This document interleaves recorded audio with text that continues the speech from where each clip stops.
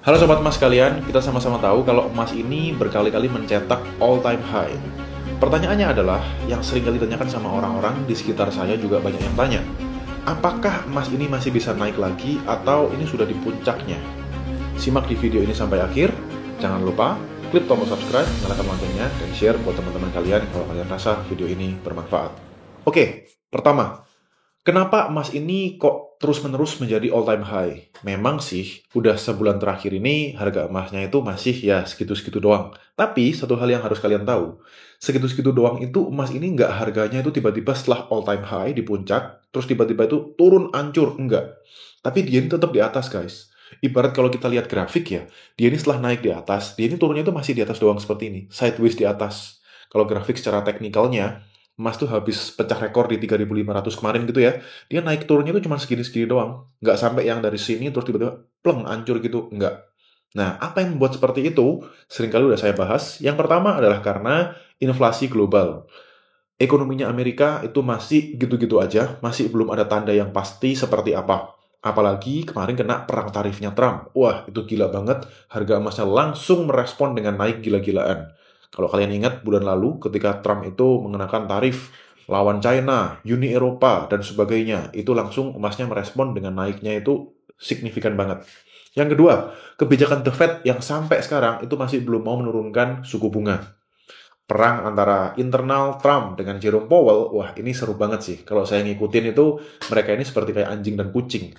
Tapi ada yang bilang, itu kan cuma drama politik doang, internalnya US dan sebagainya. Ya, everything can happen, namanya politik, nggak ada yang benar 100%. Tapi kalau kita ngikutin, ya seru aja gitu ya. Dari berita-berita yang seperti itu, sebenarnya kalau kita peka, kita bisa menggunakan itu sebagai kesempatan kalian untuk investasi juga. Berikutnya, ketegangan geopolitik. Geopolitik ini lagi gila-gilaan, belum ada titik terang, maju mundur, entah itu Rusia sama Ukraina. Kemarin sempat udah mau damai, mundur lagi. Lalu Taiwan sama China, ya masih perang dingin. US sama China, sama-sama tahu ya kita, kalau Xi Jinping sama Donald Trump ya sama-sama kuat, belum ada yang mau mengalah. Dan yang terakhir, Pakistan sama India. Gila guys, itu tambah baru lagi. Memang mereka bukanlah negara yang bisa menggerakkan ekonomi dunia, tapi tetap aja gimana pun juga, kalau yang namanya perang itu nggak bisa dibilang bagus gitu ya. Lain cerita kalau untuk harga emas. Yang terakhir, pembelian besar-besaran oleh China. Cina itu diem-diem seperti ini. Mungkin kalian nggak dengar, tapi kalau kalian cari datanya, China itu terus-menerus akumulasi beli emas terus. Nggak peduli harga berapa, China itu terus-menerus membeli emas sebagai cadangan di negaranya. Itu poin yang pertama, kenapa kok emas itu all-time high terus. Nah, second question. Poin nomor dua saya, ini yang paling sering ditanyakan sama banyak orang, kalau saya ketemu sama orang juga banyak tanya sama saya nih. Kalau harganya udah seperti ini tingginya, apakah masih layak untuk dijadikan investasi bagi masa depan? Nah, saya akan bilang kita coba lihat data aja ya, jangan ngomong eh, berdasarkan apa yang kita pikirkan. Emas itu mau nggak mau akan selalu jadi safe haven, terutama untuk hedging jangka panjang. Artinya gini, kalau dunia ini kondisinya nggak baik-baik saja, which is sampai sekarang pun belum ada tanda-tanda membaik, bahkan Trump ini menjabat baru aja ya di November kemarin, sehingga 4 tahun ke depan, dia ini masih akan jadi orang yang sangat berpengaruh di dunia, bukan cuma di Amerika. Karena Amerika bagaimanapun juga akan terus menjadi penguasa dunia ini untuk beberapa tahun ke depan. Kan bisa aja digeser sama China, ya memang ada kemungkinan, ada potensi. Tapi tergusur-tergusur pun nggak akan dalam waktu 1-2 tahun. Dan seandainya tergusur pun, dia kalau jadi nomor 2 pun tetap berpengaruh, guys. Dan kalau kebijakannya Trump, itu suka bikin kebijakan yang aneh-aneh, seperti yang kita kenal saat ini, ya siap-siap aja, harga emas itu bisa tambah naik. Yang kedua, kalau ada yang berpendapat harga emas itu udah tinggi banget, jadi harusnya udah nggak mungkin naik lagi. Menurut saya gini, kalau untuk jangka pendek, betul bisa koreksi, bisa turun. Contohnya aja, kemarin di harga tertingginya di 3.500 US dollar per troy ounce, itu sempat turun menjadi 3.200-an. Tapi coba kita lihat rata-ratanya ya. 3.500 ke 3.200, terus naik lagi dia itu ke 3.300 sampai ke 3.400. Ini titik amannya. Emas naik turunnya tuh di 3.300 sampai 3.400. Artinya, turunnya cuma seberapa? Dia masih di angka yang cukup tinggi lah secara harga emas sampai yang kita kenal sekarang sampai hari ini.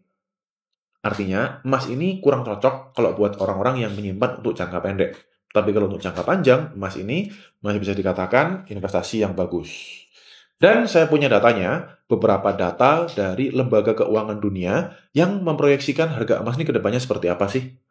Morgan Stanley itu memprediksi harga emas itu, ini paling jelek ya. Morgan Stanley itu memprediksi harga emas itu akan ke 3.200 sampai 3.300-an aja sampai akhir tahun ini. Alias ini udah di puncaknya. Tapi ada Citigroup itu memproyeksikan harga emas akan mengarah ke 3.600 sampai 3.800. Dan yang terakhir, ini yang paling agresif, Goldman Sachs. Emas itu bisa tembus sampai 3.800 sampai 4.000 untuk akhir tahun ini. Yang mana yang benar? Menurut saya tetap naik ya. Kalau buat saya pribadi tetap akan naik. Tapi kalau saya nggak yakin dengan yang prediksinya Goldman Sachs yang memprediksi kenaikannya itu tinggi banget. Tapi menurut saya masih bisa naik lagi. Alasannya kenapa? Karena kita bisa lihat kalau dari Trump sama Powell ini masih terus-menerus tarik ulur mengenai The Fed, suku bunga The Fed. Ini sangat mempengaruhi harga emas. Dan yang kedua, juga kalau misalnya harga emas ini tiba-tiba turun drastis, itu hampir nggak mungkin di saat Trump ini masih menjabat, Xi Jinping masih menjabat, itu hampir nggak mungkin. Karena mereka ini, ya ibaratnya itu yang bisa dibilang mengontrol harga emas sebenarnya guys. Terus pertanyaan berikutnya, terakhir. Kalau mau investasi emas, apakah sekarang ini waktu yang tepat untuk membeli emas, atau kita tunggu turun dulu aja? Ini juga akan jadi pertanyaan kan? Jawabannya gini, kalau kalian tuh investor jangka panjang, bolehlah kalian tuh beli kapanpun, harga berapapun kalian nggak peduli, akumulasi terus aja, tambah terus aja, itu bisa. Tapi kalau kalian ngomong jangka pendek, nah harga emas itu kan ada volatilitasnya juga ya. Dulu harga emas itu naik turunnya, volatilitasnya itu nggak segede sekarang. Misalnya hari ini kita dalam rupiah ya, biar lebih gampang. 1.850.000 rupiah hari ini misalnya. Besok kalau turun ataupun naik, itu paling gede guys. Itu 10.000, 15.000. Itu udah termasuk tinggi banget, banyak banget naik turunnya. Tapi semenjak dunia ini jadi seperti ini, dengan kepemimpinan Trump, ada perang tarif dan sebagainya, harga emas itu naik turunnya sehari itu bisa 50.000, bisa sampai 100.000. Bayangin segitunya volatilitasnya itu. Sehingga kalau misalnya kalian tuh mau beli, tapi dalam jangka pendek, cuman main short term doang, bisa nggak berpeluang profit? Bisa banget. Karena tadi itu volatilitasnya tinggi sekali.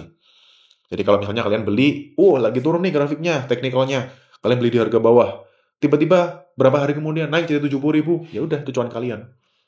Tapi kalau kalian mau long term holder, ya saran saya nggak usah peduli harganya naik turun ya beli terus aja dengan cara DCA atau dollar cost averaging. Menurut kalian gimana? Apakah harga emas ini udah all time high dan will never go up again atau masih bisa naik? Tulis di kolom komentar ya. Thank you for watching this video and see you on the next video.